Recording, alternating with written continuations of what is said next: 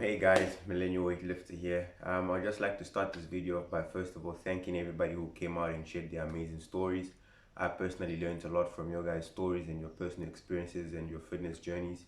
And I thought I would end off this season by actually now opening up to you guys about my story as well. So to just jump straight into it, when did I get started with fitness? Well, when I was very young, I think we were about like five, and we stayed in Bloemfontein at that time. My father had a gym membership at one of the super sport gyms there, and yeah, like we like kind of used to go to the gym, like mess around. And I guess that's where it started. It wasn't serious or anything, but like that habit of always going to the gym, it stayed with us. And my father made it a point that we remain physically fit, because he believed that if your physical fitness is on point, then your confidence as a person will be high, and also your attitude towards life will be like very positive. And I agree with him very much, and I thank him for that, like to this day actually. But the proper training I think started when I was about 16, 15 or 16. And I remember I used to be a very naughty kid, hated rules. um, I, I was an average student in school, I guess, like, getting average grades. But then I started off training, and I would spend something like 4 or 5 hours in the gym, just doing whatever. How I didn't know what I was doing, but it worked. Like it worked. I'll just go ham, do whatever it is, with my friend at the time, and we would always just like consistently training.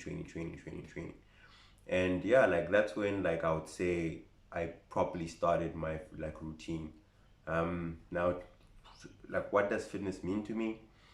Well, because I started seeing such a huge change in my personality, number one.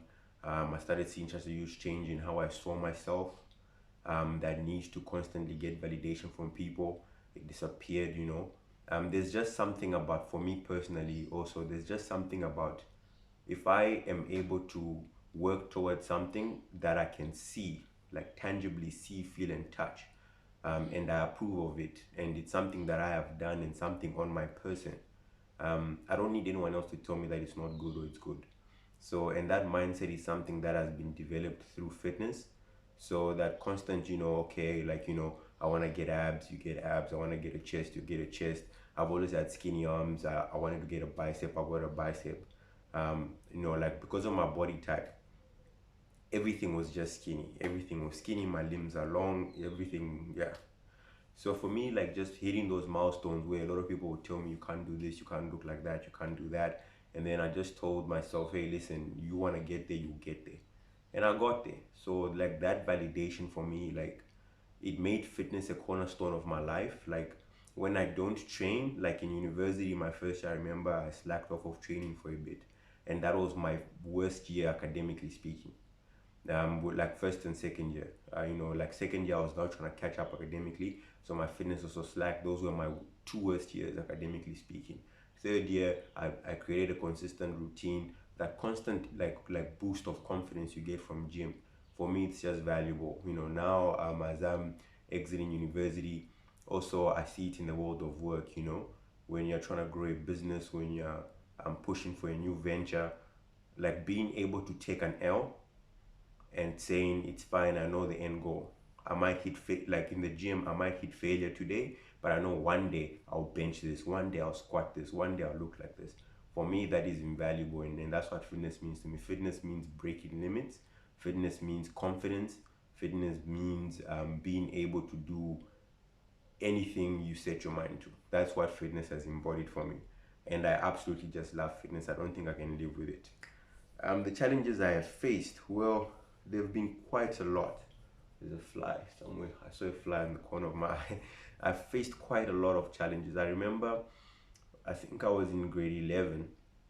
We were in Cape Town then, and my gym membership got cancelled because of, like, financial reasons at home at the time. And I just like couldn't train or do anything. And then I told myself, you know what, you don't need the gym to train. And I shared a room with my brother at the time, and he can even attest to this. I'll actually tag him. I would do push-ups, sit-ups every night before bed. I'll do, I think it was something crazy like 150 sit-ups, 200 push-ups. We had like those stretchy things. I don't know what you call them now, like spring-loaded. Yeah, like I don't know what you call them, but yeah, we had those. I would curl with those. And if I'm being completely honest, that like set up my foundation so well. And that's why I also recommend calisthenics to a lot of people when you're getting started, because that built my strength. Like I was able to carry my own weight, you know. So loading on extra weight in the gym became easy for me. Like I'm stronger than I look, and a lot of people get shocked when, for example, I had bench that or I squat that, because you know, like I said, my body type is very skinny. So yeah, like that just like set me off, and you know, and then I remember also when I came to university as well, you know, being a student, at the time I was excited to, you know, to like be on my own, kind of like not have parents around. So I played around a lot, and I remember my funds were actually like running a bit low, and I started using the UCT gym at the time, which is like it's a nice starting point. It's a nice starting point, but the problem is that if you want to, like, at the pace where I used to train at my Virgin Actives and Planet Fitness and you know the other gyms that I had been to, if you move from there to a small confined gym where there are, you know, like which can maybe like support 25 people, but now all of a sudden at peak time, which is the time that I could train, there are 50 to like 80 people in that gym. Equipment becomes scarce, you know, you start taking longer than usual in the gym. So those are the issues that I had, and that kind of like put me off for a bit. And then it would like sometimes it would just be my program, because I'm an engineering student. So time has just always been like a factor for me, you know, always finding time to gym. But I manage, like, there's a system which I created where I would train either like between my meridian, which is break, my lunch break, or in the evening. And then also like the times where I had some time in the morning, I'd hit the gym early in the morning at like 6 a.m. And then I remember like my workout routine became more consistent, because I actually started training with a partner.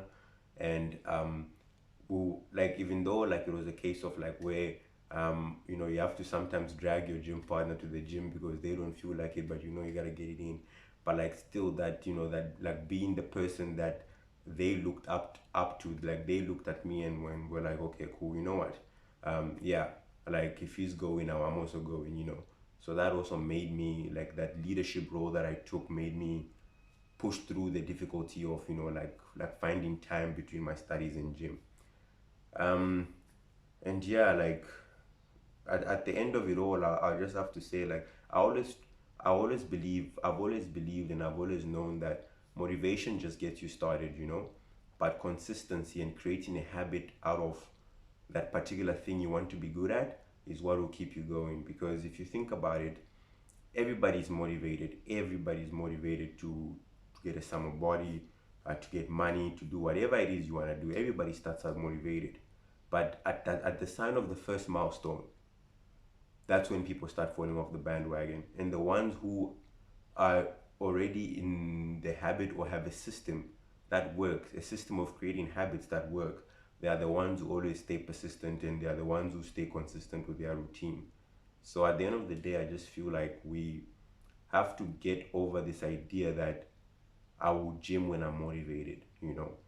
The days that I don't feel like gymming, I still gym. And those are the days when your workouts really feel the best, because you know that you did something you didn't want to do, but you had to do. So that is my biggest advice to you. If you've been thinking about starting the gym, trust me, if you keep thinking about it, you never will. Just get up off your ass and get started. There'll be days when you don't feel like it. Emotionally you're drained, physically you're drained. You know, there are of course like limits to which you can push your body.